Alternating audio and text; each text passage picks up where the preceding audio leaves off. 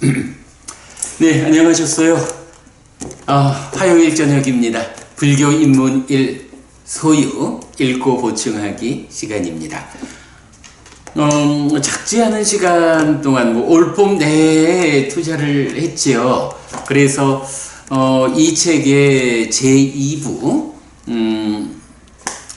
행위, 업의 개과를 공부했습니다.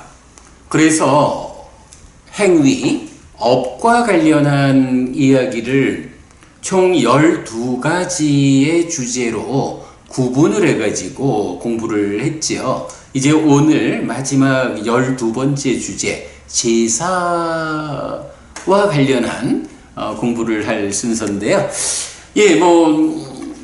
제2부 업에 대한 이야기 12개의 주제가 어떻게 시작되어서 연결되어 왔는지 먼저 한번 보도록 하겠습니다.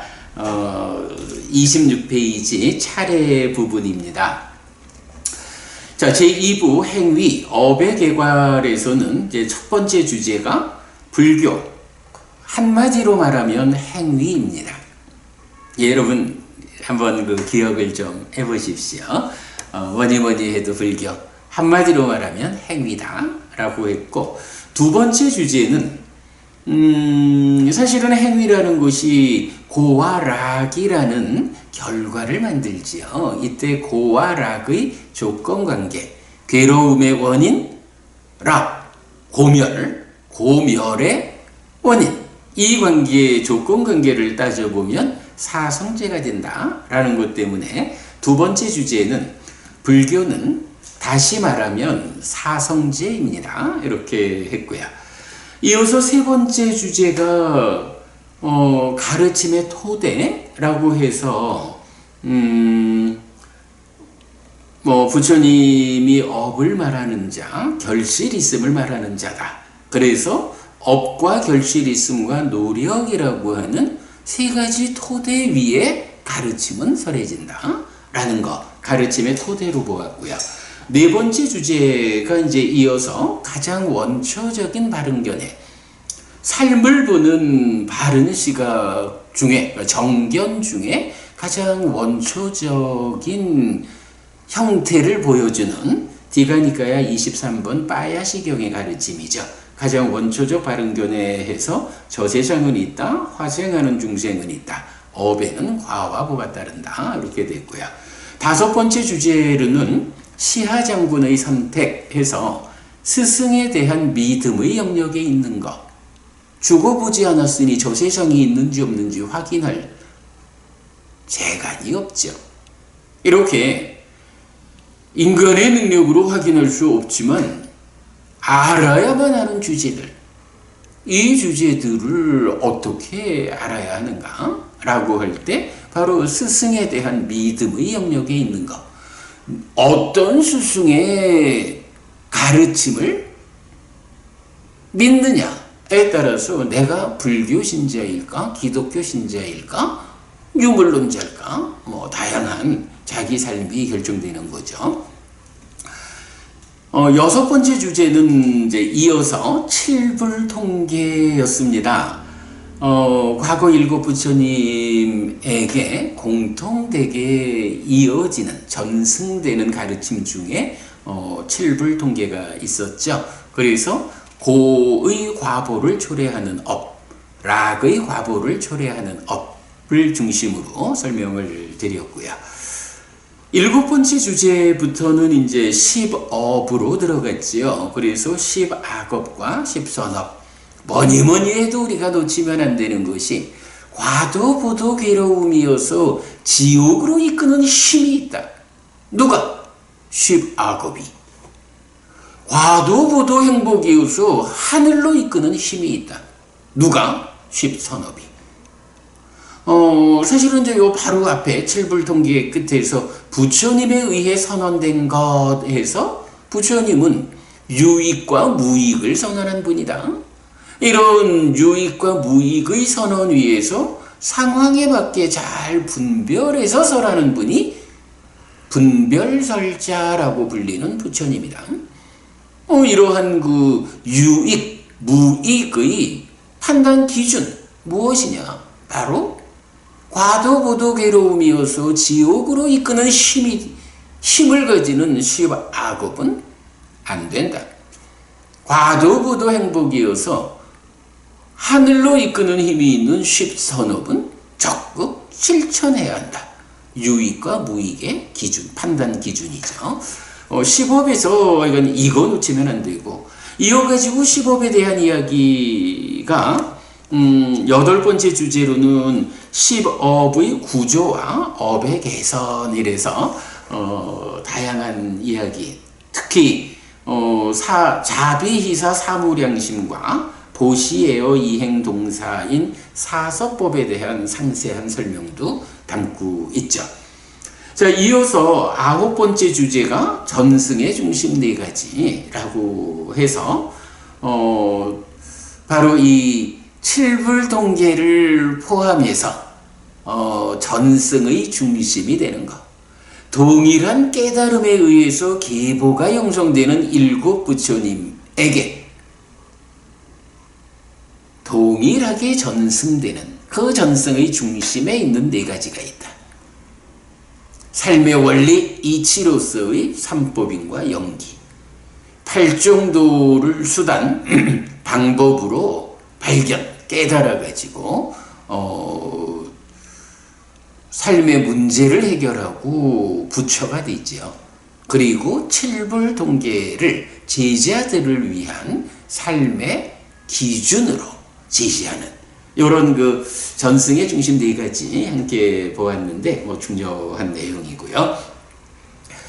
그 다음에 이제 이렇게 해가지고 우리가 십업에 대한 이야기 가장 중심에 두고 많은 시간 이야기를 했습니다만은 전승의 중심 4가지까지로 십업 이야기를 이제 마무리하고, 이어서 이제 10번째 주제로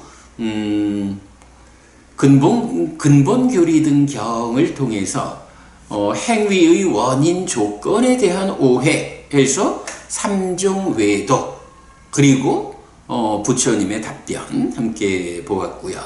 그런가 하면 이제 지난주죠. 11번째 주제로 소금중지경을 통해서 과와보, 그리고 업장소멸.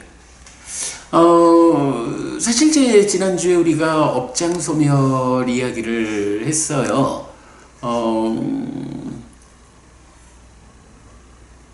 동일하게 사소한 악업을 지었다 해도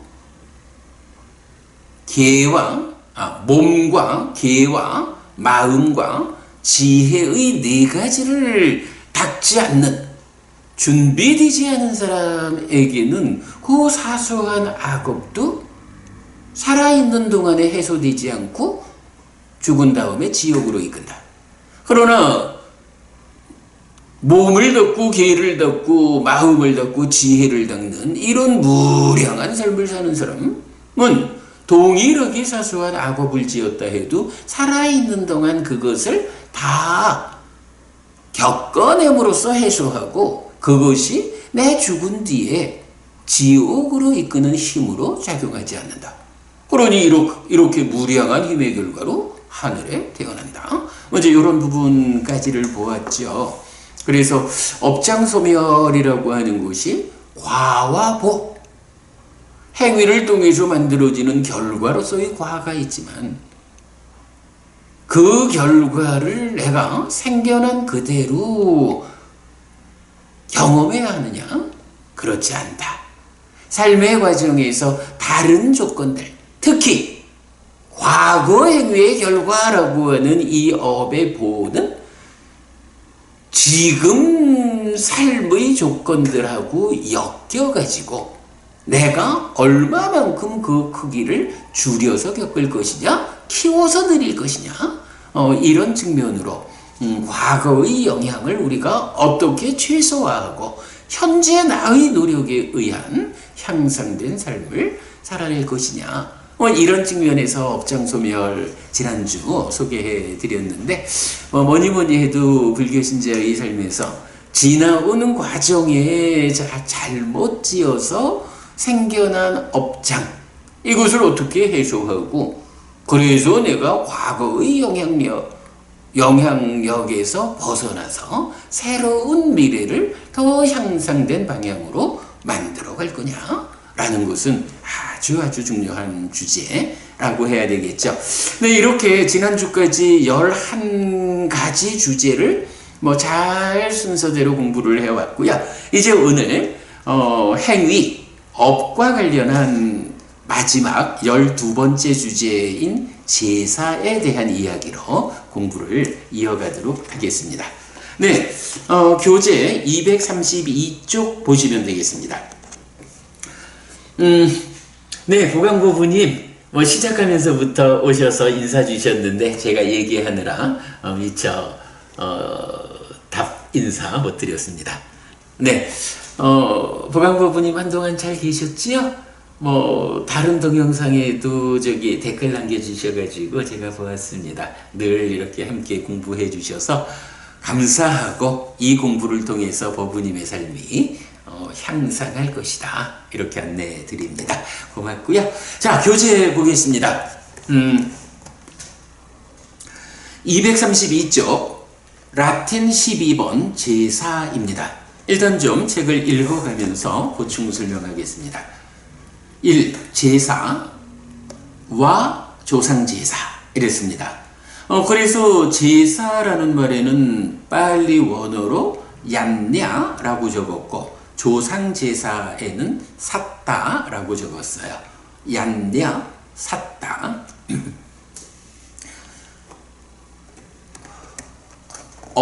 즉 행위에서는 제사라는 개념도 중요합니다. 삶에 있어서 큰 비중을 차지하기 때문입니다. 사전은 이렇게 정의합니다. 제사 1. 신령이나 2. 죽은 사람의 넋에게 음식을 바치어 정성을 나타냄 또는 그런 의식.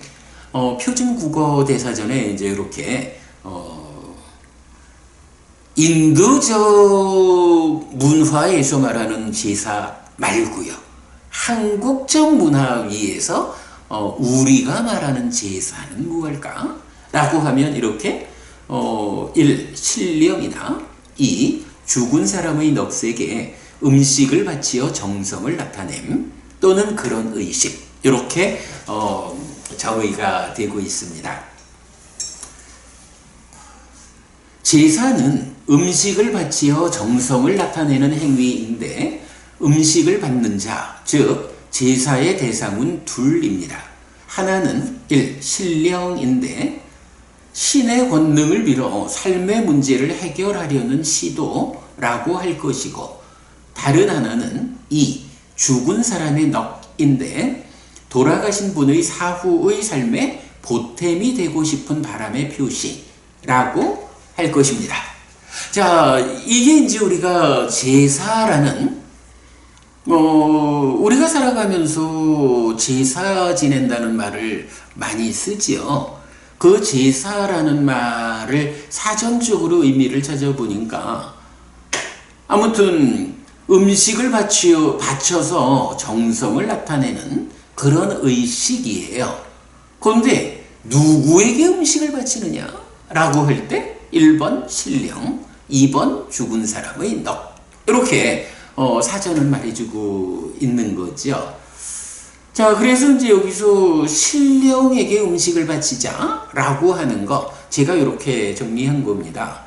결국은 신이라고 하는 존재가 우리보다 힘센 존재다 라는 전제 위에서 이 나보다 힘센 존재인 신에게 내 삶의 어떤 문제를 좀 해결해 달라고 부탁해보자. 그래서 그 신의 권능을 빌어가지고 내 삶의 문제를 해결해야겠다. 이런 거죠. 얘기하다 보니 생각나는 게 제일 대표적으로 옛날에는 기우제를 많이 지냈잖아요. 비가 안 와서 농사를 못 짓겠는데 어떻게 비가 좀 오게 할까? 인간의 힘으로는 할 수 없잖아요. 그런데 신이라는 존재, 신이라는 개념을 세워놓고 나면 신은 인간하고 능력이 다르죠. 신이 가지고 있는 권능이 있어요. 그러니 신님께서 당신의 권능을 발휘해서 비를 좀 내려주십시오. 뭐 이런 의식을 뭐라고 해요? 기우제 이러잖아요. 비를 내려달라고 기도하는 의식 이런 거겠죠. 뭐 의식, 제사 이렇게 신령에게 음식을 바치어 정성을 나타내자라고 할 때는 신의 권능을 빌려서 내 삶의 문제를 해결해보자 이런 의미겠죠. 그런가 하면 두 번째로는 죽은 사람의 넋이에요. 특히 한국 사람, 우리 문화, 우리의 문화 전통 위에서 한민족에게는 이런 돌아가신 분의 사후의 삶에 자손인 내가 어떻게든 무언가 역할을 해야 한다. 이런 의식은 굉장히 강하다고 해야겠죠. 그래서 이건 뭐 나를 위해서 어떤 측면보다는 돌아가신 분의 사후의 삶에 보탬이 되고 싶다. 이런 바람의 표시가 죽은 사람의 넋에게 음식을 바치어 정성을 나타낸다. 또는 그런 의식이다. 라고 제사가 두 가지 대상에게 정의되고 있는 거죠. 근데 이제 다시 말씀드리지만 지금 이렇게 표준국어대사전을 통해서 살펴보는 제사의 의미는 인도 이야기 아니고요. 우리 이야기. 한국 땅에서 한국 사람들의 역사와 전통과 문화 가운데 제사라는 말이 무엇일까? 이런 의미다. 라는 거죠. 자, 계속 보겠습니다. 그런데 경은 이 두 가지 의미를 구별하여 사용합니다. 1. 신령에게 음식을 바치어 정성을 나타내는 것은 얀냐이고 2. 죽은 사람의 넋에게 음식을 바치어 정성을 나타내는 것은 삿다라고 할 것인데 각각의 번역은 표와 같습니다. 자, 시작하면서도 1번 제사와 조상제사 이럴 때 제사에는 얀냐라고 빨리 원어를 적었다 했고요. 조상제사에는 삿다라고 하는 빨리 원어를 적었다라고 알려드렸는데 바로 이런 얘기입니다. 제가 계속 인도 이야기 아니고 한국 이야기입니다. 이렇게 말하는 게 한국에서는 제사라고 하는 하나의 단어를 가지고 한면으로는 신령에게 음식을 바치면서 내 삶의 문제를 좀 신님께서 해결해 주십시오.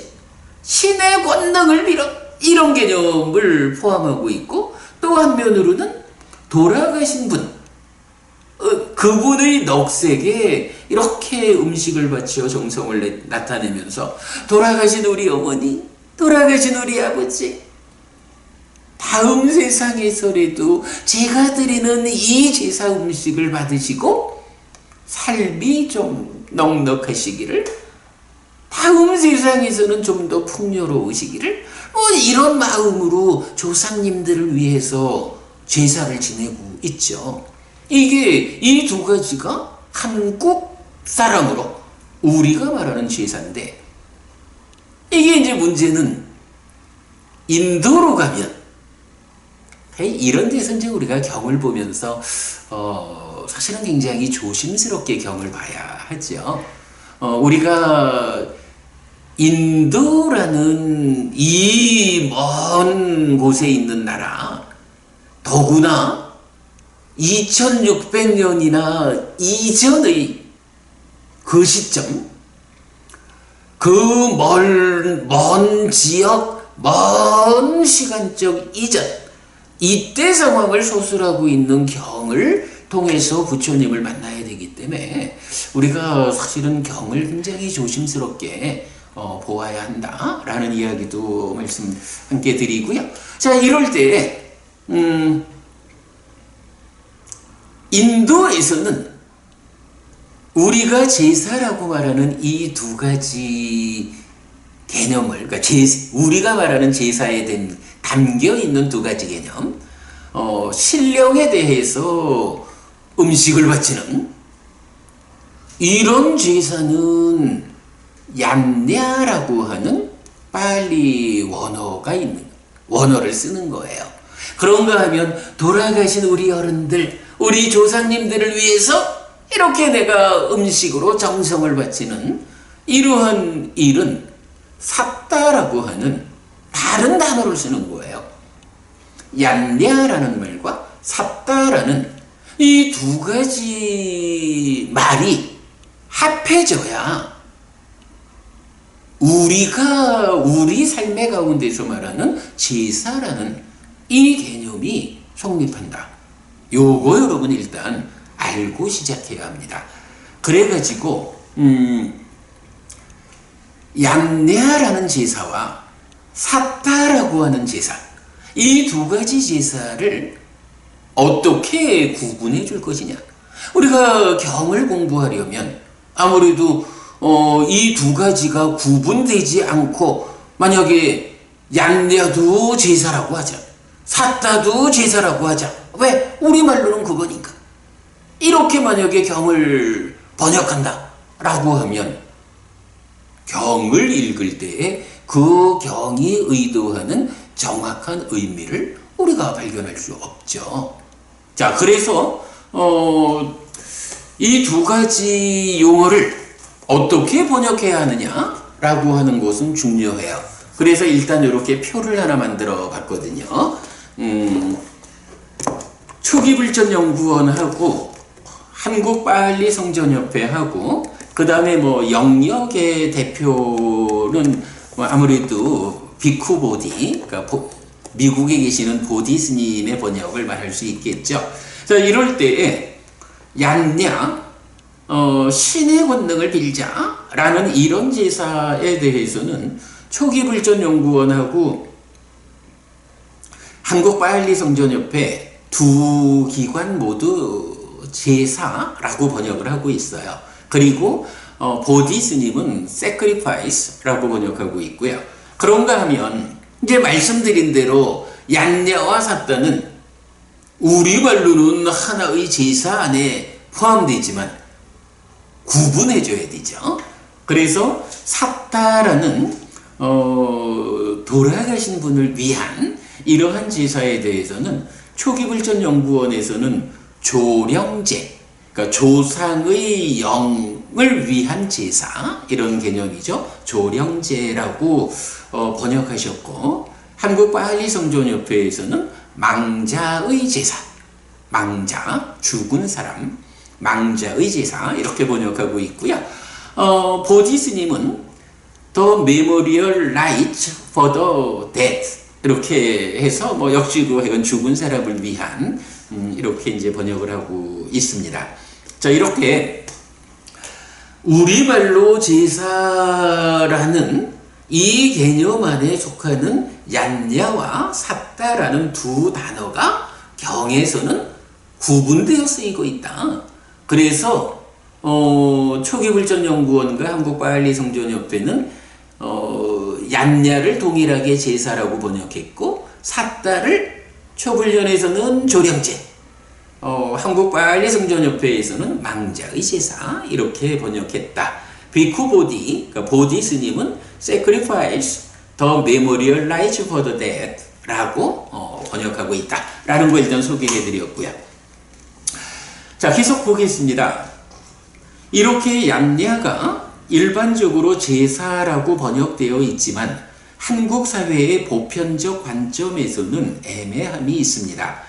제사의 정의 중에 오히려 이 죽은 사람의 넋에게 음식을 바치어 정성을 나타냄이 한국적으로는 제사를 대표한다고 보아야 할 것이기 때문입니다. 말하자면 강화도 만이산 참성단에서 하늘에 지내는 제사와 돌아가신 부모님 등 조상을 위한 제사 가운데 우리 삶에는 부모님 등 조상을 위한 제사가 더 일반적이라는 의미입니다. 그렇죠, 여러분. 새해를 맞아도 대표적으로 강화도 만이산 참성단에서 하늘에 올 한 해 이 나라가 또 우리 국민들이 평화롭기를 바라는 제사를 지내잖아요. 천지신명들에게 제사를 지내죠. 이런 제사가 우리 곁에 있어요. 그런가 하면 돌아가신 부모님 등 이런 조상을 위한 제사. 뭐 이 제사야 뭐 TV만 켜도 시어머니하고 며느리하고 간에 모든 갈등의 시작은 어딘가요? 제사 지내러 가야 되는 거지 뭐. 제사 음식 만들어야 되잖아. 가면은 며느리는 음식 시키고 딸은 시집간 딸이 오면 친정 왔으니까 너는 놀아라 뭐 이러는 데서부터 고부 갈등이 시작되고 뭐 이런 게 뭐 많이 나오죠. 한국 사회에서 사실 제사라고 말하면 바로 이렇게 돌아가신 분의 넋을 기리기 위한 이 제사가 훨씬 더 제사의 보편적 사용 되죠. 보편적으로 사용이 되죠. 뭐 이제 그런 부분을 이렇게 얀야를 제사라 하고 삿다를 다르게 표현해야 하는 요 관점에서 좀 짚어봤어요.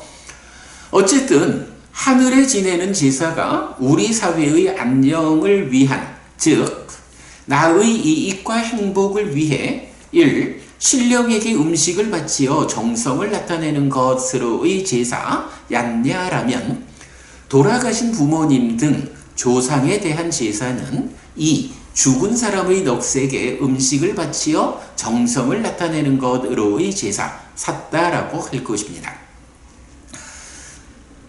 제사에 포괄되는 이 두 단어의 번역은 각각의 용례를 충분히 살펴보아야 하는데 아래에 소개하였습니다. 정확한 의미의 전달을 위해서는 삿다를 제사로 번역하고 얀야를 다른 말로 번역해야 하겠지만 얀야의 의미를 나타내는 우리말은 잘 찾아지지 않습니다. 그래서 근본경전연구회는 얀야를 제사로 삿다를 조상제사로 번역하였습니다. 라고 해서 이쪽에서 보았던 이제 세 곳의 번역에 근본경전연구회의 번역을 보태서 두 번째 표를 만들어 드렸죠. 이럴 때에 얀야는 제사, sacrifice고 우리도 제사라고 번역을 같이 했고, 그런가 하면 삿다를 조령제, 망자의 제사, the memorial rite for the dead 하고 우리는 조상제사, 조상을 위한 제사라고 좀 더 구체적으로 표현을 하고 있죠. 여기서 제가 설명드린 말씀이 뭐냐 하면 사실은 제사라고 말을 하면 이런 신령한테 정성을 드리는 제사는 사실은 우리 삶에서는 그렇게 일반적 보편적이지 않다고요. 아주 특별한 행사로 하게 되죠. 그런데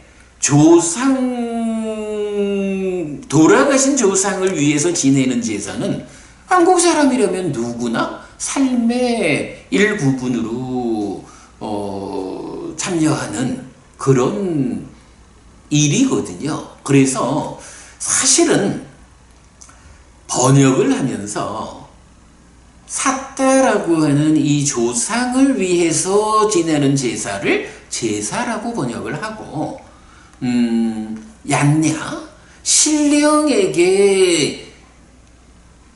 도와주십시오 하고 그 권능을 빌자라고 하는 것을 다른 말로 표현을 하면 참 좋겠는데, 이게 이 얀야의 의미를 나타내는 한국말, 우리말을 참 찾을 수가 없더라고요.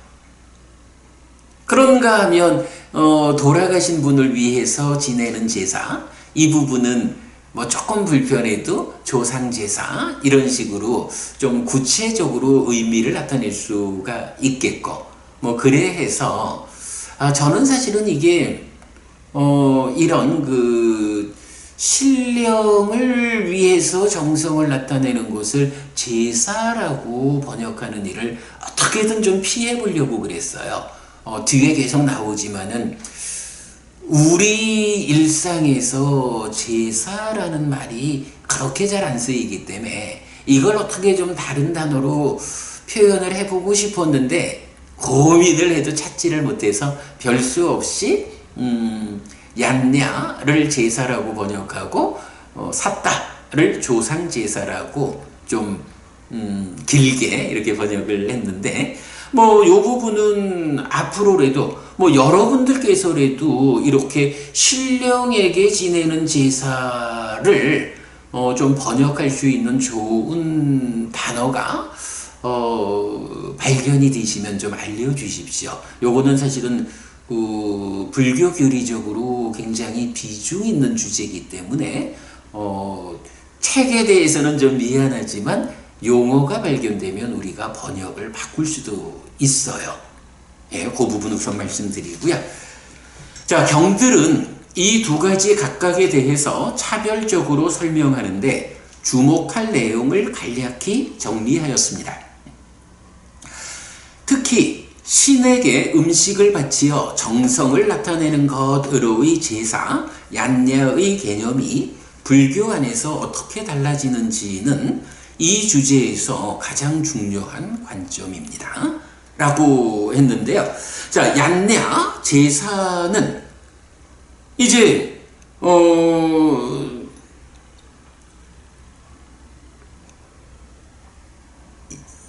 한마디로, 이제 앞으로 이제 제사와 관련한 여러 경들을 보겠지만, 제사 무엇입니까?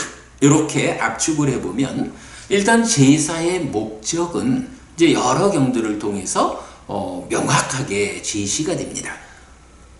얀냐, 제사의 목적. 나에게 오랫동안 이익과 행복이 있기를. 어떤 일을 해요?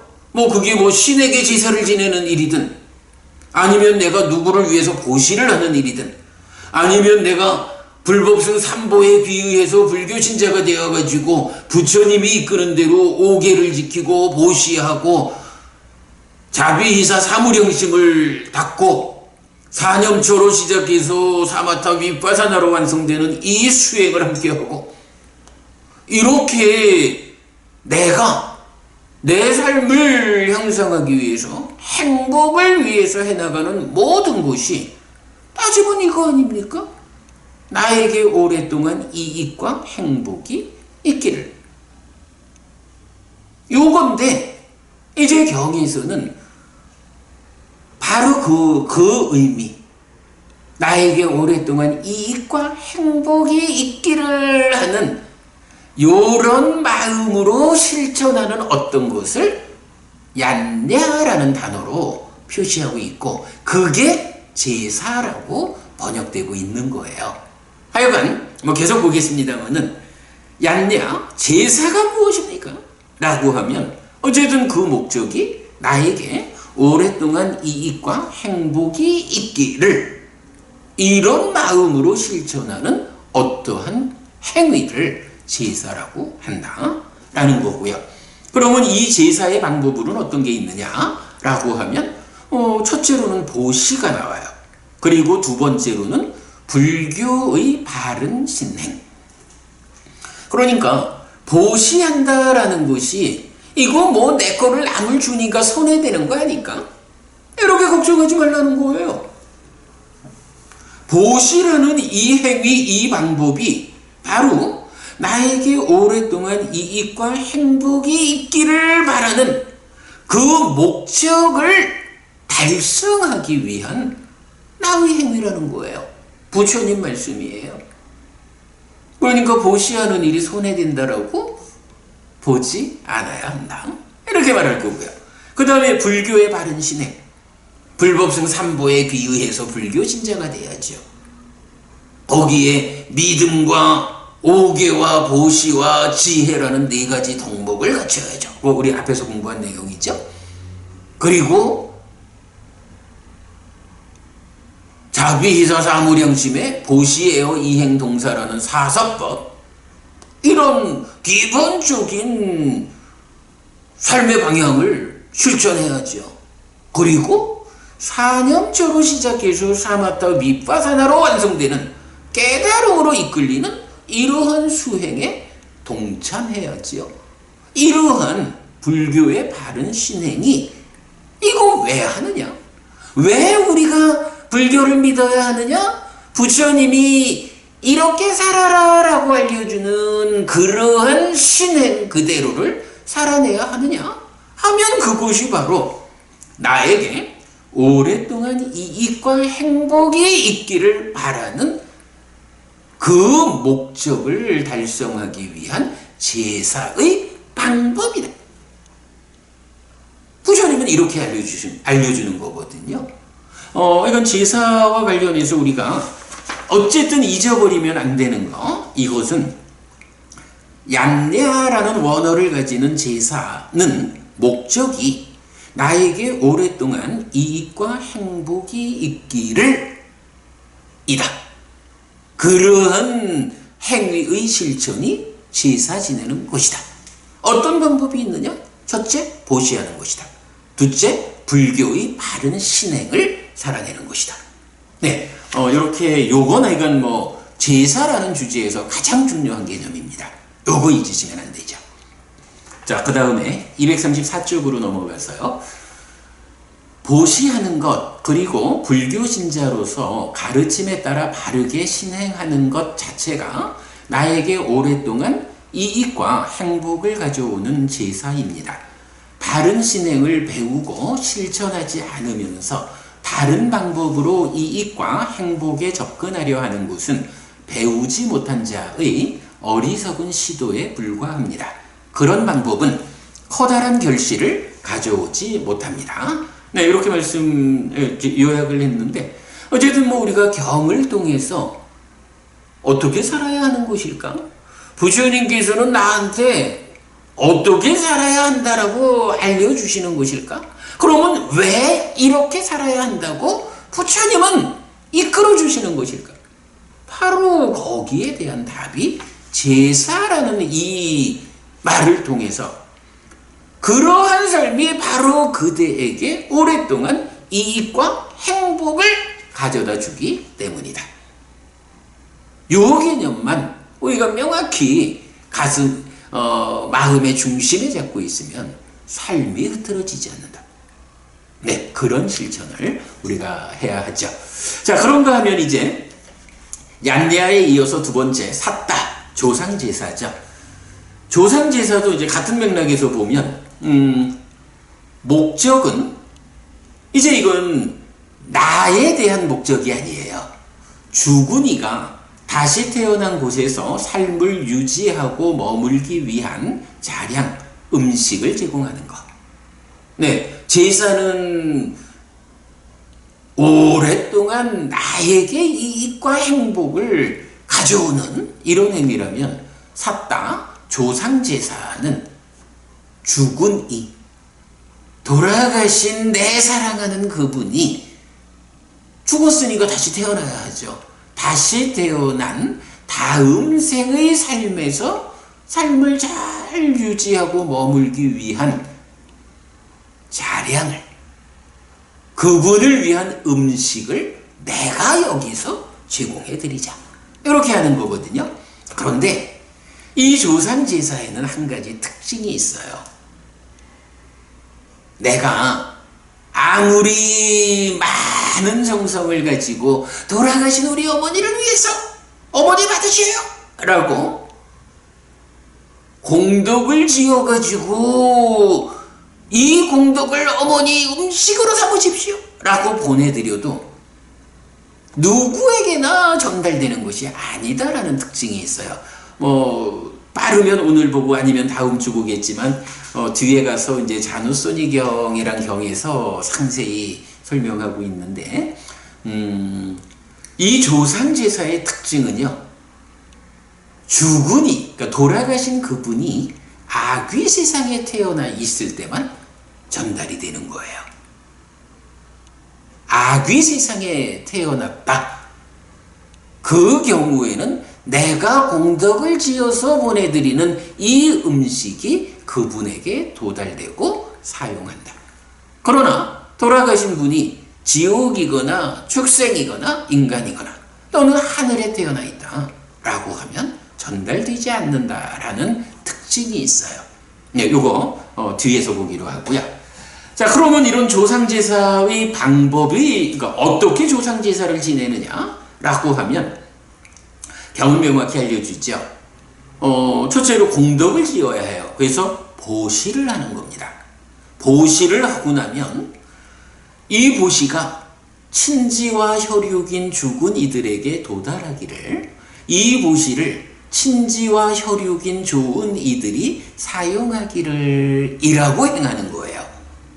예를 들자면 이 보시가 돌아가신 우리 어머니에게 도달하기를, 이 보시를 돌아가신 우리 어머니가 사용하기를 하는 마음으로 내가 보시를 해서 생겨난 그 공덕을 돌아가신 우리 어머니께 보내드리는, 내가 보내드리는 이 보시의 공덕이 돌아가신 우리 어머니에게 도달하기를, 그래서 우리 어머니가 이 공덕을 음식으로 사용하시기를.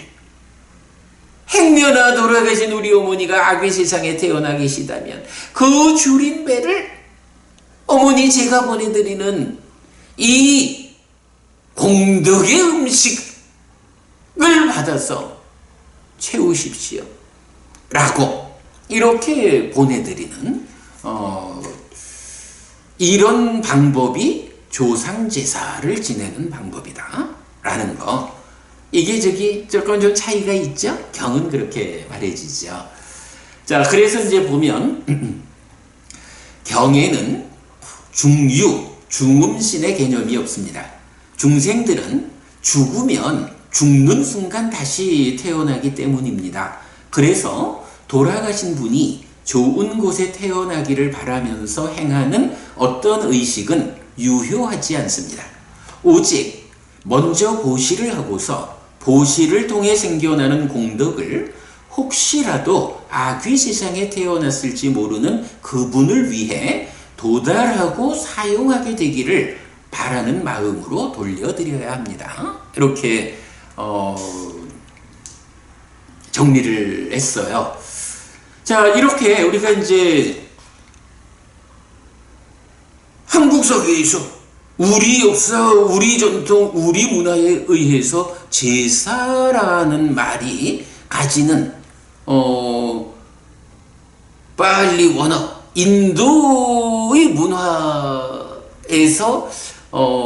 구분되는 삿다라는 제사, 얀냐라는 제사, 삿다라는 조상제사, 요 두 가지를 함께 설명을 드렸고요. 그러면서 우선은 개념적으로 얀냐 제사는 어떤 목적, 어떤 방법이 있는가라고 말씀드렸고, 이어서 삿다 조상제사는 어떤 목적, 어떤 특징, 그리고 어떤 방법으로 해야 하느냐 하는 걸 설명드렸어요.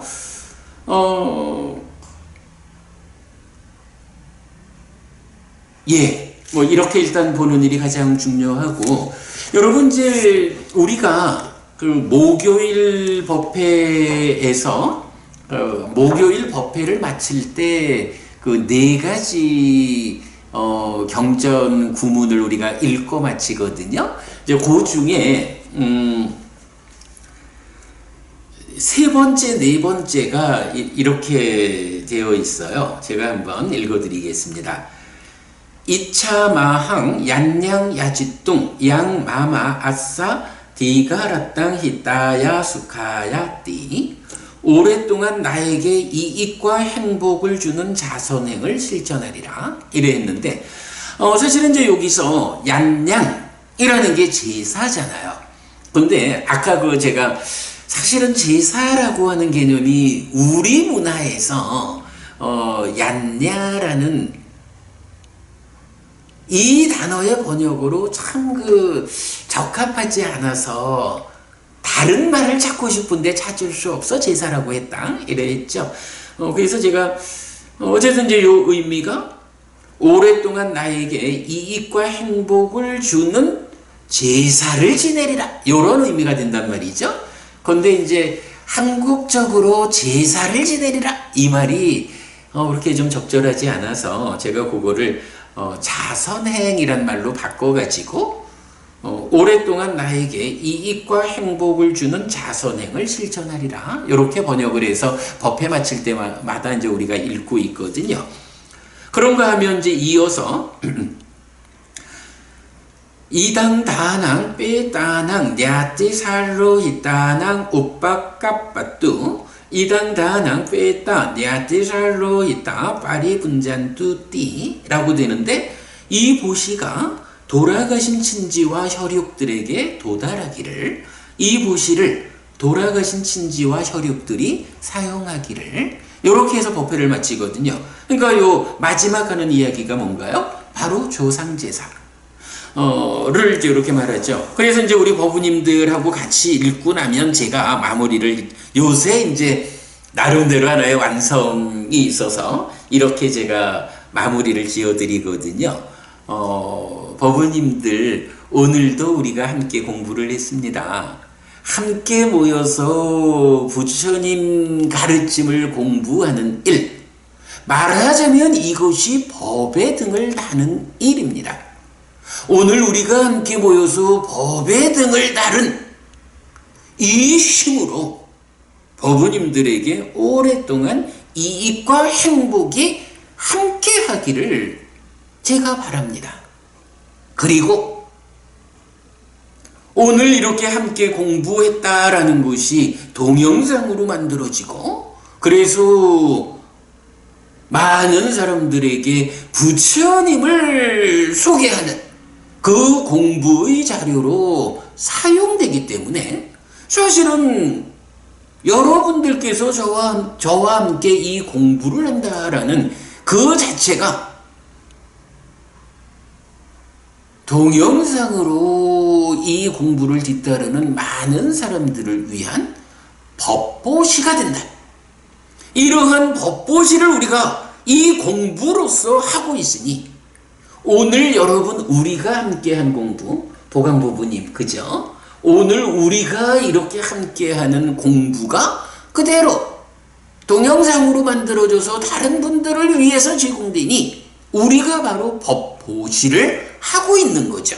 그러면 이제 우리가 함께해서 만드는 이 법보시가 이제 법우님께서 생각하시는 그분, 법우님께서 돌아가신 어떤 분을 위해서 라고 생각하는 그분에게 이 법보시의 공덕이 도달하기를, 그래서 이 법보시의 공덕을 돌아가신 그분, 법우님이 생각하시는 그분에게 잘 전달되어서 그분들이 사용하게 되기를 바랍니다. 제가 이런 인사말로 법회를 마치잖아요. 제사라는 것이 이렇게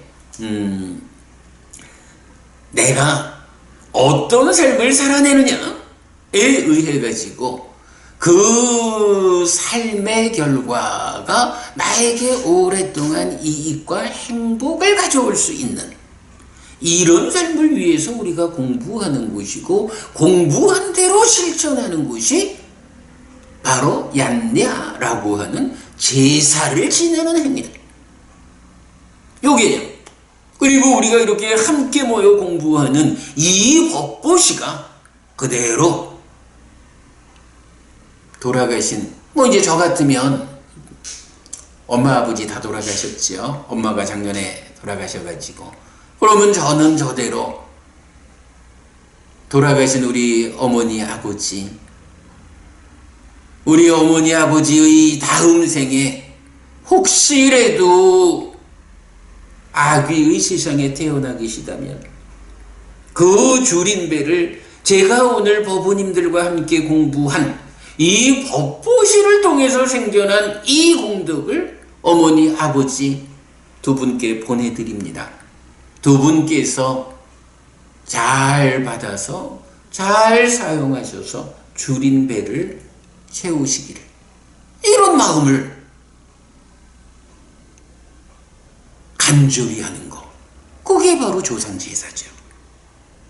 예, 그런 의미거든요. 네, 그 부분 우리 하여간 잘 기억하셔야 하고, 이렇게 우리가 경을 통해서 부처님 가르침을 바르게 배워 알면요, 이제 뭐 어디 딴 데 가가지고 다른 일로서 내가 어떻게 좀 나에게 이익이 찾아오고 행복해질까라고 다른 방법으로 어떤 걸 할 이유가 없어요. 공부 잘해가지고 부처님이 가르쳐 주시는 대로 살아내는 것이 으뜸이야. 그런가 하면 돌아가신 우리 그 어른을 위해서 내가 이렇게 정성을 좀 드리고 싶다. 정말로 돌아가신 그분에 대한 감사를 이렇게라도 내가 좀 표하고 싶다 라고 할 때 방법 없어요. 이렇게 공부를 함께 하는 자리도 좋고, 주변에 나의 도움을 필요로 하는 누군가가 있으면 그를 위해서 내가 베푸는 거죠. 그를 위해서 보시를 하고, 그 보시의 행위에 이어가지고 이 보시의 행위를 통해서 생겨난 공덕이 돌아가신 그분에게 도달하기를, 그분께서 사용하게 되기를 하는 이 간절함을 마음에 담아서 보내드리면 되는 거지요. 다른 일이 필요치 않은 거예요. 현명한 불교 신자의 삶은 그렇게 돼야 되죠. 그것 때문에 우리가 공부를 하는 거죠. 네, 부처님 살아서 직접 설한 가르침이 이런 주제를 가르쳐주고 있죠. 잠깐만요. 보자. 바스카탑 이렇게 읽어야 되나요? 악의 세상이 치옥 아닙니까? 라고 말씀하셨는데, 여기서 치옥이라는 것이 어리석음 때문에 가는 지옥, 이런 말씀일까요? 어쨌든 타당하죠. 그런 의미라면 우리가 악업을 짓는다라는 것이 그렇군요. 네, 그 말씀이군요. 악업을 짓는다라고 하는 것이 사실은 이렇게 부처님 법을 바르게 배워 알지 못하다 보니까 무지가 가져오는 그 어리석음에 의해서 악업을 짓고, 그 악업의 결과로 시작하면서 말씀드렸지만, 우리가 지난주 공부한 업장소멸 이 주제에서 알려주잖아요. 사소한 악업을 짓고도 몸을 닦지 않고, 계를 닦지 않고, 마음을 닦지 않고, 지혜를 닦지 않는 이런 초라한 삶을 지금 살아내면 사소한 악업에 의해서도 사소한 악업도 그를 지옥으로 이끈다.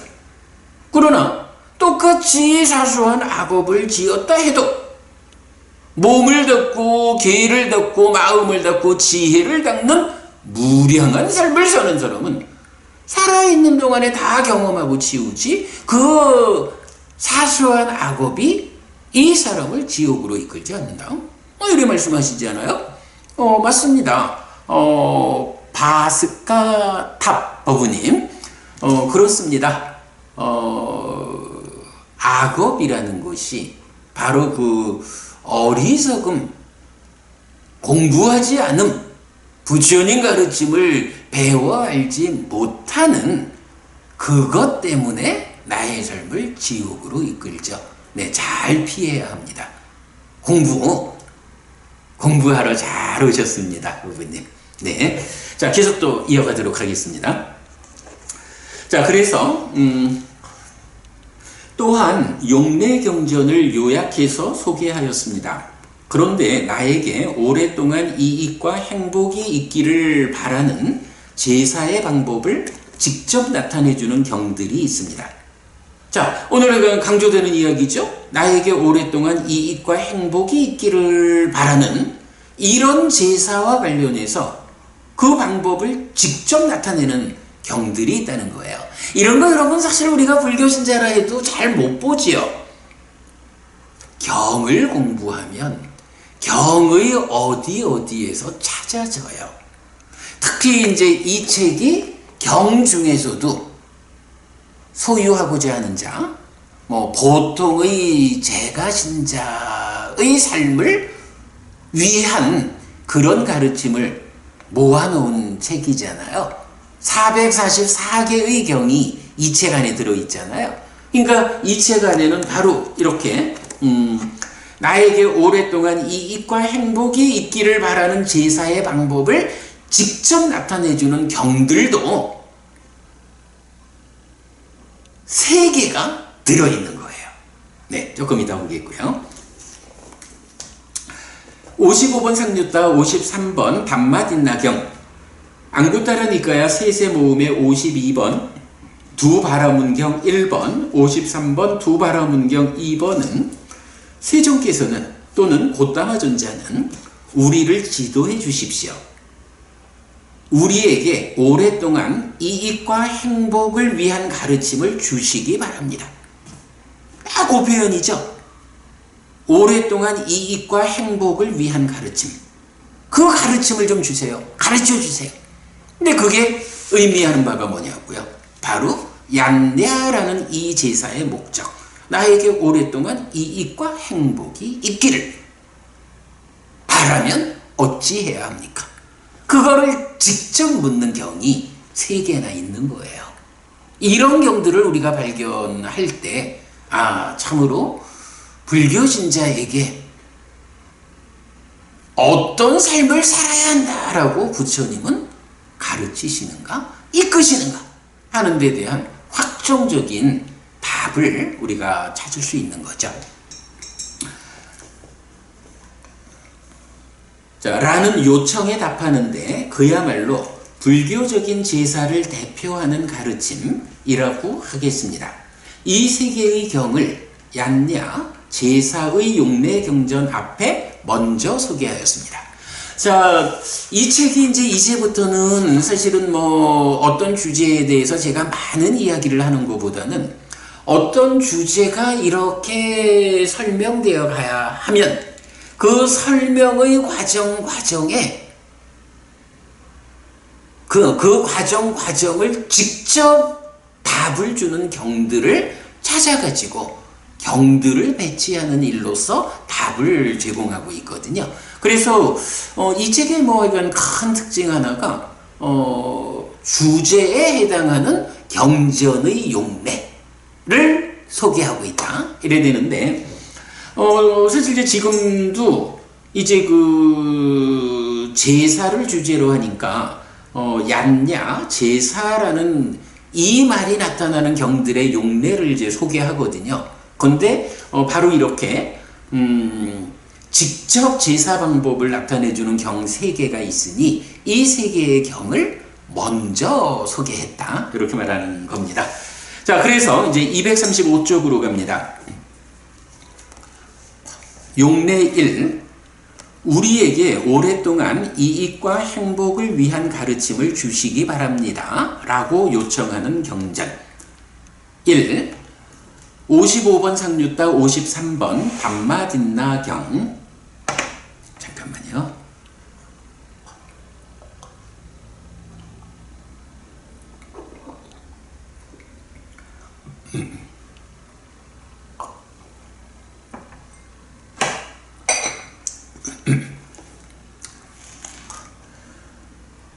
먼저 요약입니다.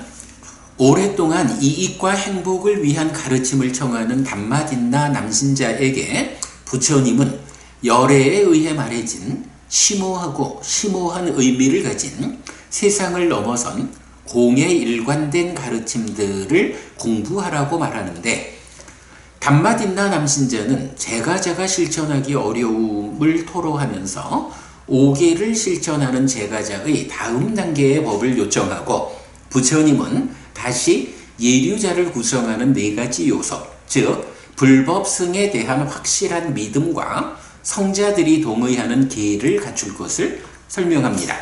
즉 5개의 실천 위에서 불법승에 대한 확실한 믿음과 성자들이 동의하는 계를 갖추는 것이 제가자가 실천해야 하는 오랫동안 이익과 행복을 위한 가르침이라는 것입니다. 네, 어쨌든 뭐 담마딘나라는 이제 남신자가 제가 신자가 부처님한테 오랫동안 이익과 행복을 위한 가르침을 좀 설법해 주십시오 라고 요청을 하는 거예요. 그랬더니 이제 뭐 대화는 길지만 이제 결론은 뭐냐 하면 일단은 5계를 실천해야 된다.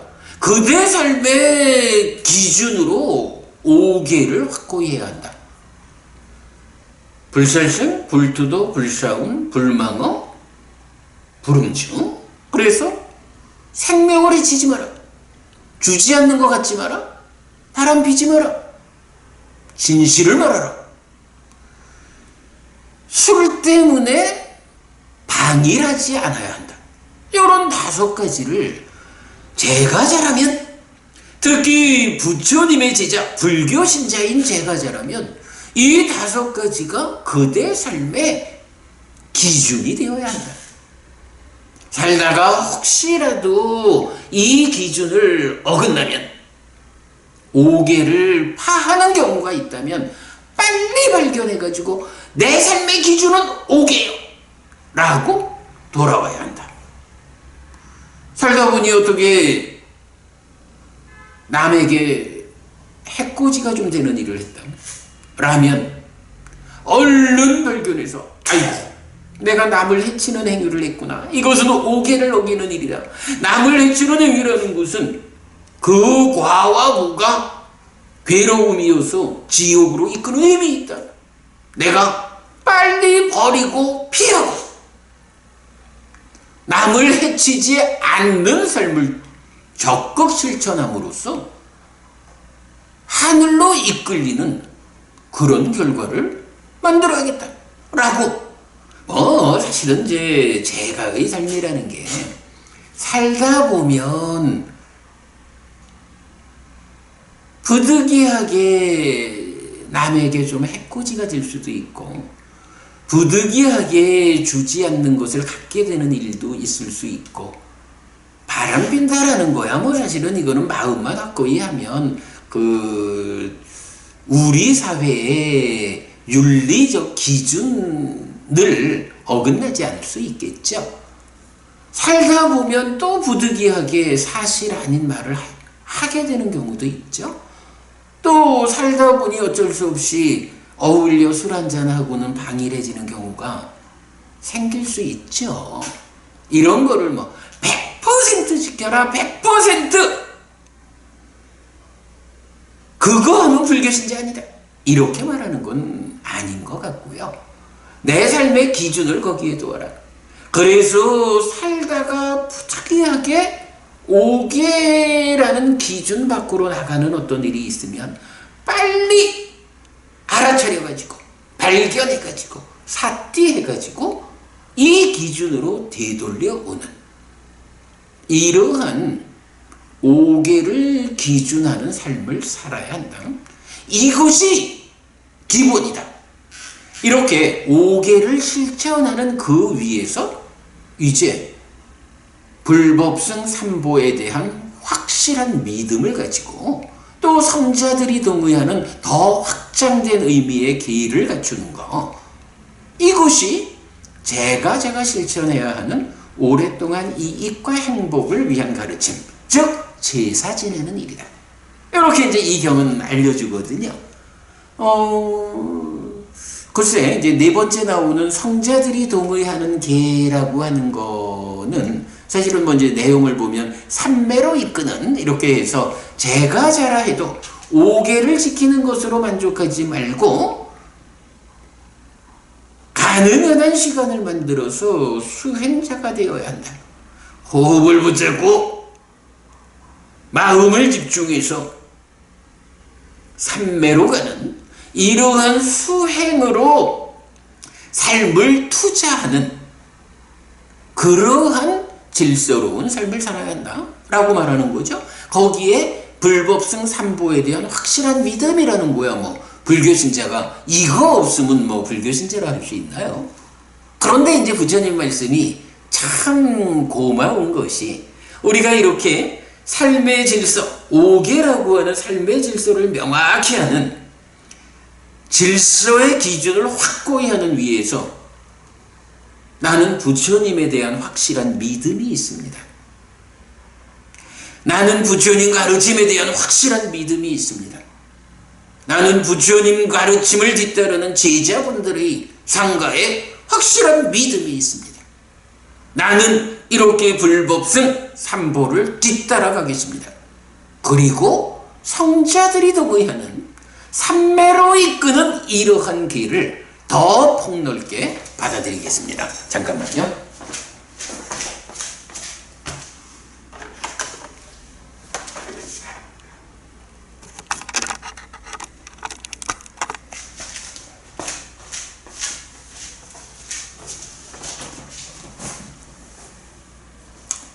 배터리가 여유가 있을 줄 알았는데 껌뻑껌뻑해서 전원을 연결했습니다. 자, 어쨌든 그래서 이제 담마딘나경이 알려주는 말씀은 그거예요. 제가 신자의 입장에서 내가 오랫동안 이익과 행복을 가져오기 위해서는 어떻게 살아야 합니까? 라는 이 질문에 부처님이 주신 답변, 5개라는 삶의 기준을 확고히 하자. 어쨌든 5개는 지켜야 한다.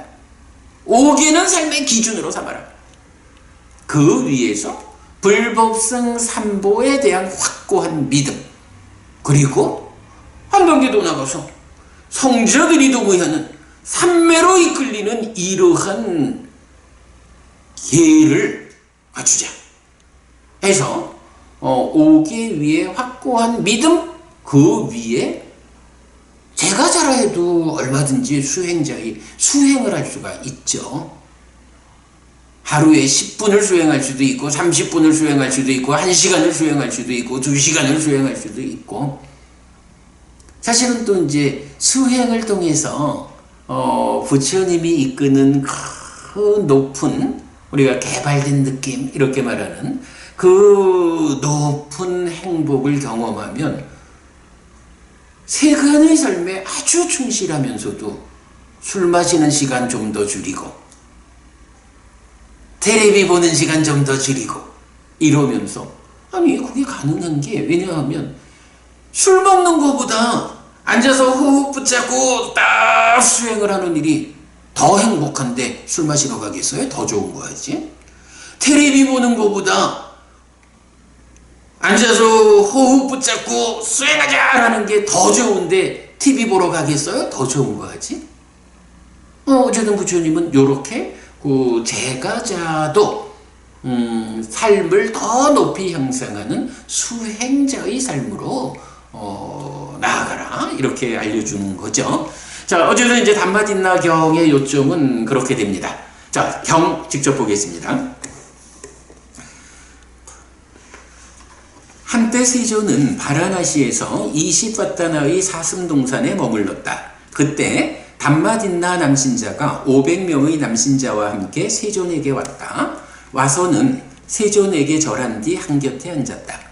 한곁에 앉은 담마딘나 남신자는 세존에게 이렇게 말했다. 대덕이시여, 세존께서는 저희를 지도해 주십시오. 대덕이시여, 세존께서는 저희에게 오랫동안 이익과 행복을 위한 가르침을 주시기 바랍니다. 부처님, 저희가 어떻게 제사를 지내야 할까요? 어떻게 오랫동안 이익과 행복을 가져오는 그런 제사를 우리가 지낼 수 있습니까? 가르쳐 주세요. 이렇게 요청했죠. 그렇다면 담마딘나여, 그대들은 이렇게 공부해야 한다. 우리는 열애에 의해 말해진 심오하고 심오한 의미를 가진 세상을 넘어선 공에 일관된 가르침들을 적절한 때에 성취하여 머물리라 라고, 이렇게 담마딘나여, 그대들은 공부해야 한다. 그냥 부처님이 답을 주세요. 오랫동안 이익과 행복을 위한 가르침, 그래, 그렇다면 이렇게 하자 라고 알려주시는 게 부처님께서 말씀하신 심오하고 심오한 의미를 가진 중생들의 세상을 넘어선 공에 일관된 가르침, 이런 부처님 가르침의 중심을 구성하는 이런 가르침들을 적절한 때에 내가 성취하리라 라는 이런 공부 주제를 가져라. 이렇게 공부해라 라고 이제 말씀을 하신 거예요. 근데 그랬더니 담마딘나가 솔직하게 이제 부처님한테 얘기를 해요. 대덕이시여, 자식들이 북적거리는 집에서 살고 가시의 백단향을 경험하고 꽃과 향과 화장품을 지니고 금과 은이 형용된 저희에게 열애에 의해 말해지고 심오한 의미를 지녔고 세상을 넘어서고 공에 일관된 가르침들을 적절한 때에 성취하여 머물기는 쉽지 않습니다.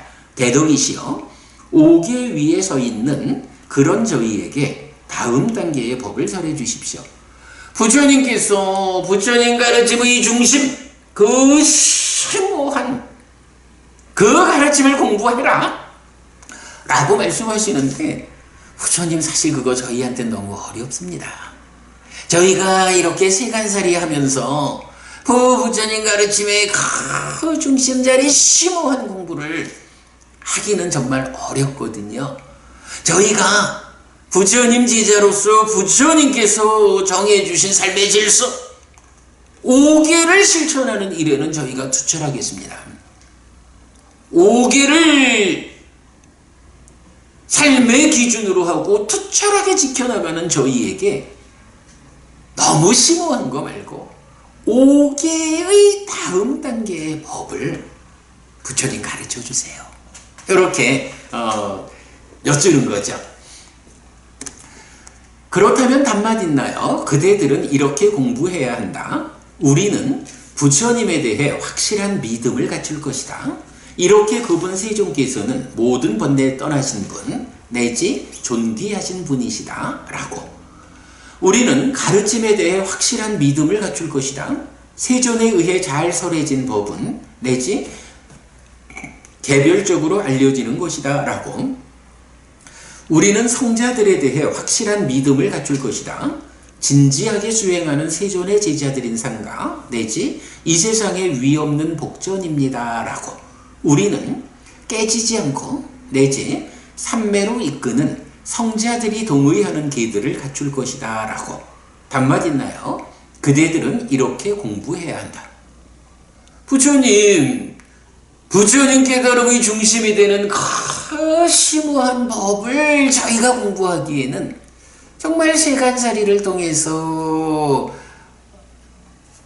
가족을 부양해야 하는 이런 저희가 살아내기는 너무 어렵습니다.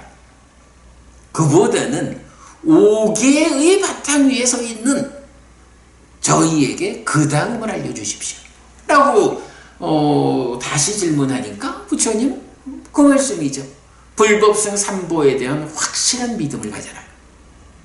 부처님은 이런 분이고 부처님 가르침은 이런 것이고 부처님의 제자들은 그 모임은 이런 사람들의 모임이다 라는 데 대해서 확고한 믿음을 가지고 그 위에 삼매로 이끄는 성자들이 동의하는 기회를 갖추어라 라고 말씀을 하시는 거죠. 자, 그랬더니 이제 담마딘나 다시 부처님께 말씀을 드려요.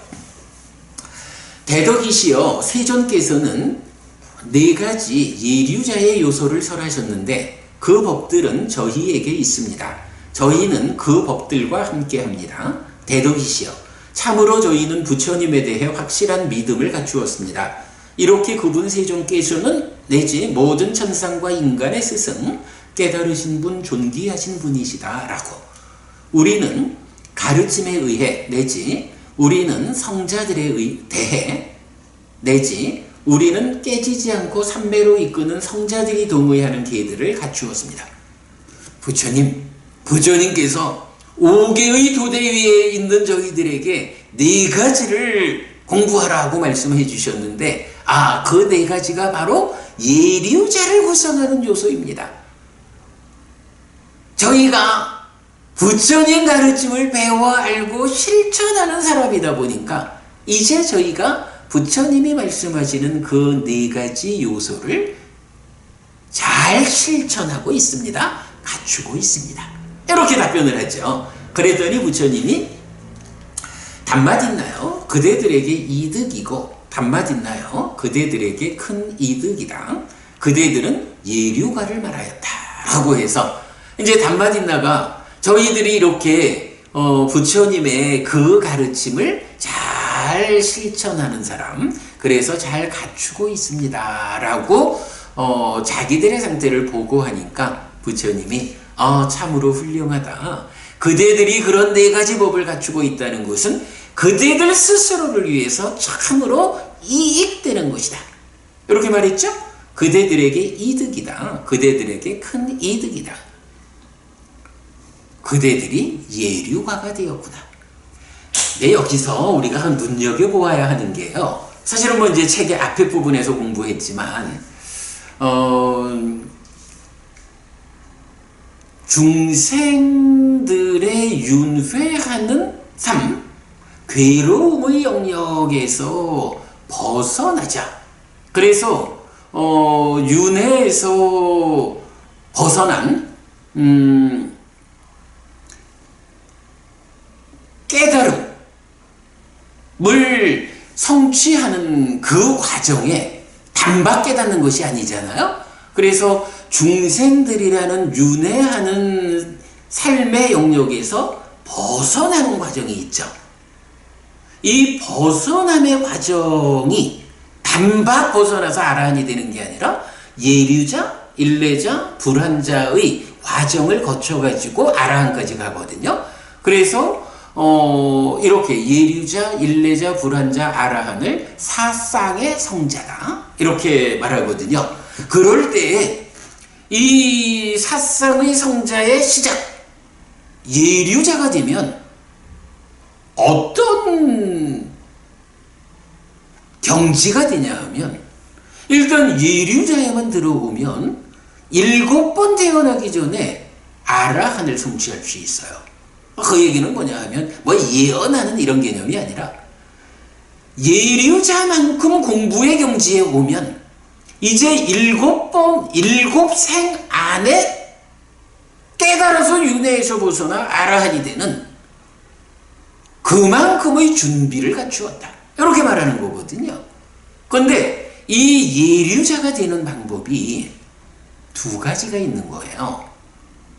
한 가지는 법을 따르는 자라고 해서 방금 이제 단마진나경에서 부처님이 심오한 법을 공부하라 하는 거 너무 어려워요 저희한테는 이랬잖아요. 제가자는 이렇게 이제 표현을 했는데 그 심오한 가르침을 직접 배워가지고 직접 실천해서 수행을 통해서 예류자가 되어서 아라한까지 가는 이런 법을 따르는 자의 과정으로 예류자가 되어서 아라한 되는 방법이 있고요. 한 가지 방법은 예류자까지 가는 그 과정에서 이 심오한 법의 과정을 통해 가지고 법을 따르는 자로는 못 가더라도 믿음을 따르는 자라는 길이 있는 거예요. 근데 바로 여기서 부처님 이렇게 말씀하시죠. 오계라고 하는 도대 위에서 불법성 삼보에 대한 확고한 믿음, 그리고 삼매로 이끄는 계를 갖추는 이런 제가의 삶의 과정에서도 그 확고함을 갖추면 예류자에 갈 수 있다. 이렇게 말씀하시는 거거든요. 물론 뭐 여기서도 거기서도 뭐 삼매로 이끄는 계를 갖추라고 하는 거 보니까 수행 없이 못 가나 보네. 이렇게 질문할 수 있는데 그건 걱정할 일이 아니죠. 오계를 잘 지닌 삶, 그 위에서 불법성 삼보에 대한 확고한 믿음이 나에게 갖추어지면 이런 믿음을 가진 사람이 뭐 술 마시는데 시간을 보내겠어요? 텔레비 보느라고 시간을 다 뺏기겠어요? 이런 믿음이 갖추어지면 저절로 그의 삶은 내가 어떻게 삶을 더 향상할까? 라고 해서 그야말로 심오한 의미를 갖는 그 가르침의 끝, 공에 일관된 여기까지 접근은 못해도 우리가 개념적용만 배워 익혀도 그 시작에서 호흡 붙잡고 삼배로 가는 이런 방법은 충분히 알려져 있잖아요. 뭐 이렇게 삶을 삶을 향상하는 이런 공부는 삼보에 대한 믿음만 갖고 하면 그건 전혀 어려운 일이 아니란 말이지요. 그러니까 뭐 그거 걱정할 일은 아니고 그래서 이렇게 제가자로의 삶에서도 바로 이런 삼보에 대한 확고한 믿음 더하기 삼배로 이끄는 계를 갖추는 이런 네 가지 요소를 잘 갖추어 나가면 제가자로서도 예류자가 될 수 있다 이거거든요. 근데 예류자만 되면 방금 말씀드렸지만 어떤 성과냐라고 할 때 앞으로 7번 다시 태어나기 이전에 7생 안에 깨달아 아라한이 되고 윤회에서 벗어나기 위한 준비가 갖추어진 것이다. 우리가 사실은 지난 삶 얼마나 오랜 세월을 윤회해 왔느냐 이거를 감안하면요 7번 남았다라는 거는 경에서는 어떻게 비유하냐 하면 히말라야 산 꼭대기에 콩알만한 이건 돌멩이도 아니죠. 콩알만한 뭐라 해야 되나 요런 아이가 뭐 큰 굵은 모래 요거 7개가 있다면 어떤 게 더 많을까? 이렇게 질문을 해요. 아이고 세상에 어떤 바보가 히말라야산 큰 산 위에 있는 콩알만한 모래 7개가 더 많다고 말을 하겠어요. 이거는 비교 대상이 아니지. 앞으로 최대 7생 안에 깨달아 윤회에서 벗어난다. 완전한 행복이 실현된다. 라고 하는 이거는 이제 다 왔구나. 이 고달픈 중생으로의 윤회하는 삶을 내가 이제 다 마감할 준비가 되었구나. 이걸 말해주는 거거든요. 그래서 이렇게 제가자로서도 바로 이런 방법으로 예류자가 될 수 있다. 라는 것을 부처님이 담마딘나경에서 다시 알려주고 바로 담마딘나가 질문한 그 이야기 저희에게 오랫동안 이익과 행복이 되는 그런 가르침을 주십시오 라고 할 때 예류자를 향해서 나아가는 그러한 삶을 살아라 하고 답을 주신 거죠. 네, 담마딘나 경에서 우리가 그걸 보았고 어쨌든 우리에게 오랫동안 이익과 행복을 위한 가르침을 주십시오라는 이 용례경 3가지 중에 첫 번째 경입니다. 시간이 다 돼서 이제 마무리를 해야겠네요. 자, 두 번째 경은 앙구타라 니카야 세세 모음의 52번 두바라문경 1번인데요. 요 경은 265페이지 가면 경이 있습니다. 그런데 내용이 세상은 늙음과 병과 죽음으로 이끌린다. 그래서 몸으로 제어하고 말로 제어하고 마음으로 제어하는 것은 죽은 자에게 피난처가 되고 동굴이 되고 섬이 되고 의지처가 되고 버팀목이 된다 라고 하거든요. 그리고 죽음에 대한 이런 두려움을 보는 자는 행복을 가져오는 것인 공덕을 지어야 한다 라고 해서 이렇게 행복을 가져오는 것인 공덕을 지으면 그것이 죽은 자에게 행복이 된다. 다음 생의 나에게 버팀목이 된다, 행복이 된다. 이렇게 말해주고 있거든요. 그래서 보면 어떻게 사는 것이 나에게 오랫동안 이익과 행복을 줍니까? 라고 할 때 몸으로 제어해라, 말로 제어하라, 마음으로 제어하라. 신구의 삼업. 신구의 삼업 좀 확장하면 어떻게 되죠? 바로 불살생, 불투도, 불사금, 불망어, 불량설, 불악구, 불기어, 불간탐, 부진의 정견이라는 10선업을 짓는 것. 10선업을 짓는 것이 바로 몸과 말과 마음으로 삶을 제어하는 거죠. 그렇게 10선업을 짓는다라는 것이 죽은 자에게는 피난처가 된다, 동굴이 된다, 섬, 의지처, 버팀목이 된다. 죽으면 우리가 잘 알지만 죽으면 죽는 순간 태어나야 하잖아요. 지금 내가 어떤 업을 지었느냐에 따라서 죽는 순간 또 태어나야 하는데, 중생들의 삶이라는 게 말하자면 뭐 고해, 괴로움의 바다에 빠졌다 말하듯이 파도 치는 삶이잖아요. 이 파도 치는 삶에서 혼자 빠져가지고 허우적대는 삶을 살 거냐? 아니면 지금 내가 몸과 말과 마음으로 십악업을 버리고 피하고 십선업을 적극 실천하는 이런 제어된 삶을 살으면 이것이 죽은 자에게 요점적으로 버팀목이 된다. 죽으면 또 태어나서 중생으로 이 괴로움의 바다에 빠져서 허우적대는 파도에 따라 넘실대는 삶을 살아야 하는데, 혼자서 넘실대는 파도 가운데 헤매야 하느냐? 아니면 요새 가끔씩 사고 나는데 보면 그야말로 진짜 안타까운 걸 얼마 전에 봤어요. 지중해를 건너서 유럽 쪽으로, 리비아 국민인가요? 이렇게 이제 넘어오는데, 우리 페트병 있잖아요. 페트병을 모아가지고 엮어가지고 몸에 달고 지중해를 건너서 유럽 쪽으로 넘어오는 젊은이, 제발 나 돌아가지 않게 해달라고 사정하는 이런 부분을 참 뉴스를 통해서 보면서 많이 안타까운데, 생각해보면요, 지중해를 건너는 그 과정에서 그 페트병 몇 개라는 것만 해도 그래도 내가 물에 빠져 죽지 않고 지중해를 건너게끔 나를 살려주고 있는 거예요. 그것만 해도.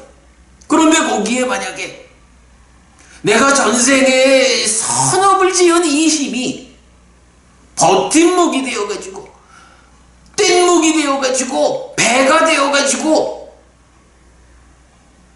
항공모함이 되어가지고 바다 위에, 파도 위에 딱 누르고 떠가지고, 내가 당신이 전생에 지은 그 선업의 결과입니다.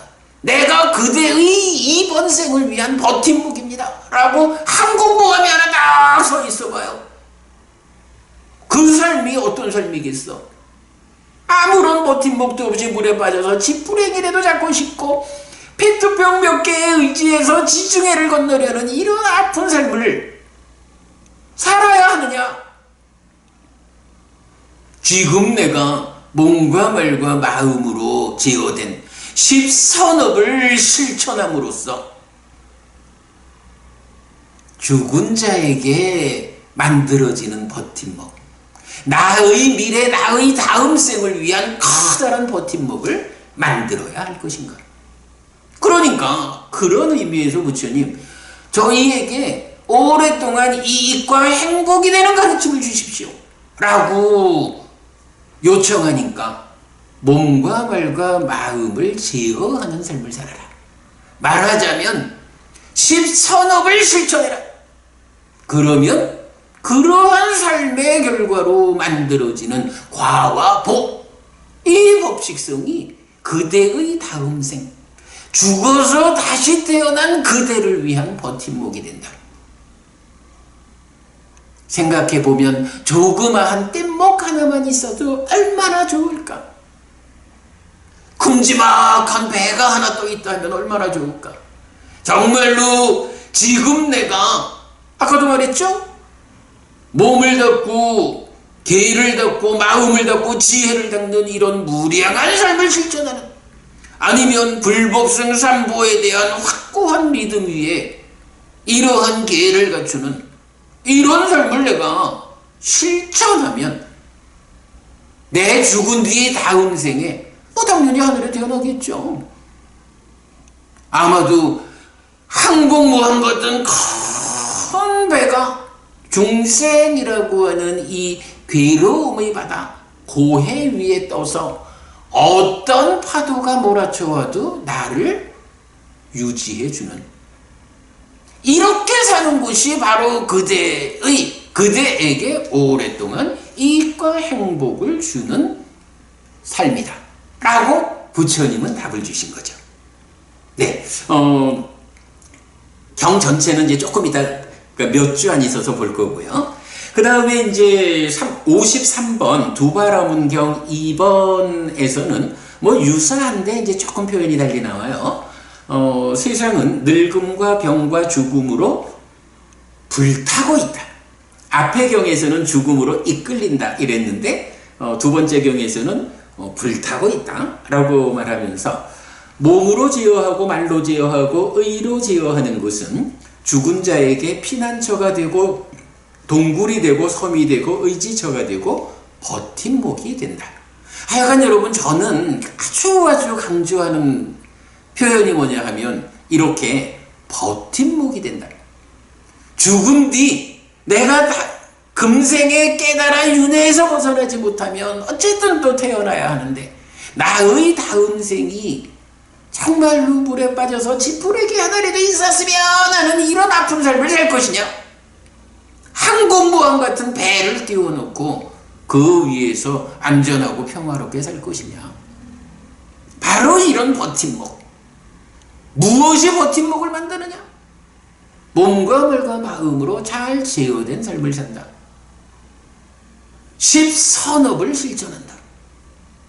우리가 어쨌든 5계를 지키고 그 위에 좀 더 확장된 개념으로 과도보도 행복이어서 하늘로 이끄는 힘을 가지는 십선업. 불살생 불투도 불사음 불망어 불량설 불악구 불기어 불간탐 부진의 정견. 그러면 되는 거죠.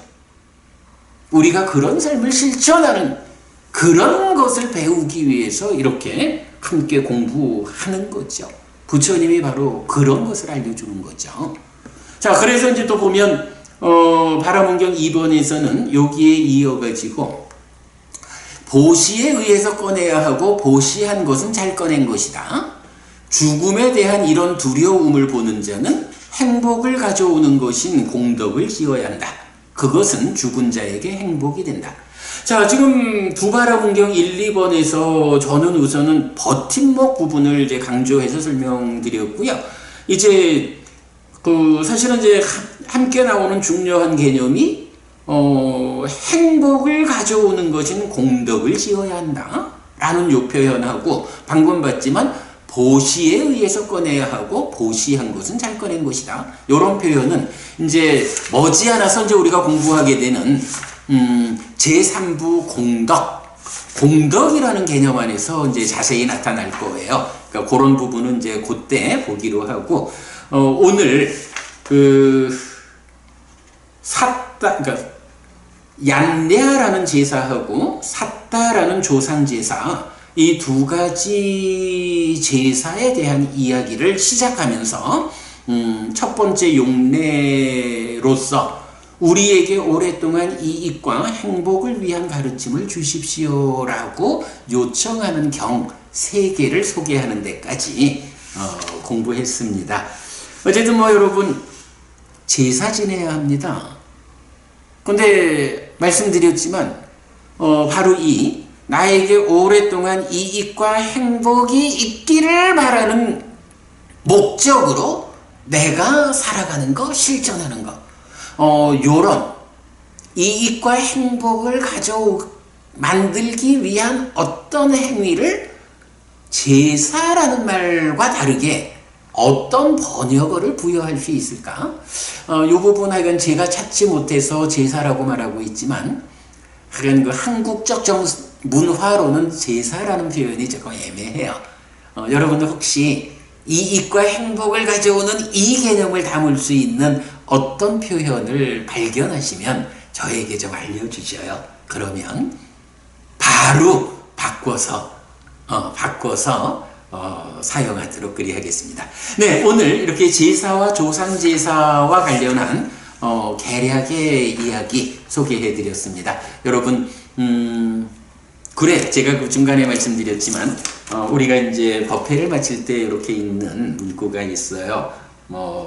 네 가지를 하지만 이제 오늘 그 중에 뒤에 두 가지 오늘 공부 내용 담은 거 읽어드리면서 오늘 수업 마치도록 하겠습니다. 이차마항 얀양 야짓둥 양마마 아싸 디가라땅 히따야 스카야 띠 오랫동안 나에게 이익과 행복을 주는 자선행을 실천하리라. 이당 다낭 빼따낭 내아띠 살로 히따낭 우빠까빠뚜 이당 다낭 빼따 내아띠 살로 히따 빠리 분잔뚜 띠 이 보시가 돌아가신 친지와 혈육들에게 도달하기를 이 보시를 돌아가신 친지와 혈육들이 사용하기를. 네, 여러분 고맙습니다.